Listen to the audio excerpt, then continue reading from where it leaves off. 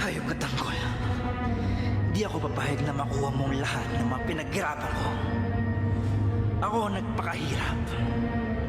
Dapat mapunta sa akin ang yaman ng mga Montenegro. Sisirain ko ang buhay mo, Tanggol.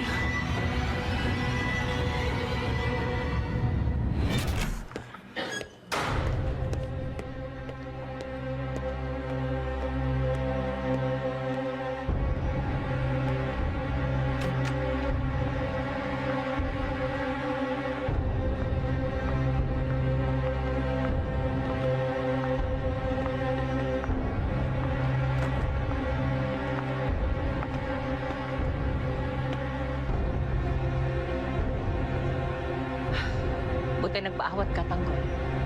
Kundi baka napatay mo yung kapatid mo. Alam namin, Tanggol, na sobrang galit mo na sa kapatid mo na si David. Pero nakabawi ka na. Sobra-sobra na nagawa mo kay David, Tanggol. Sa mga trasong ginawa niya nung bata pa kayo. Bugbog sarado eh. Basag-basag ang mukha.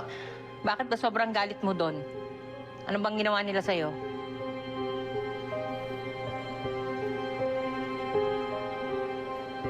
Hindi niyo alam kung anong ginawa niya sa akin. At pati ng ama niya.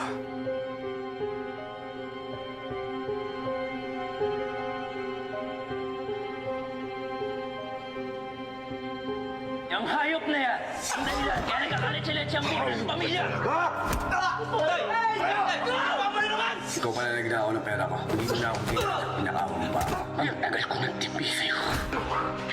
Pumunta ako dito para makita kung natutusak ang demonyo ka. Alam mo ba, ang saya-saya ko kung nalaman kong binaril ka ni tatay. Sana nga natuluyan ka na eh. Tay! Dito sa Tanggol! Kahit anong gawin mo, hindi mo mabago ang katotohanan. Kriminal ka pa din! Ikaw itong saro sa pamilya natin! Gusto mo patayin na kita ngayon? Pero ang swerte mo na yan,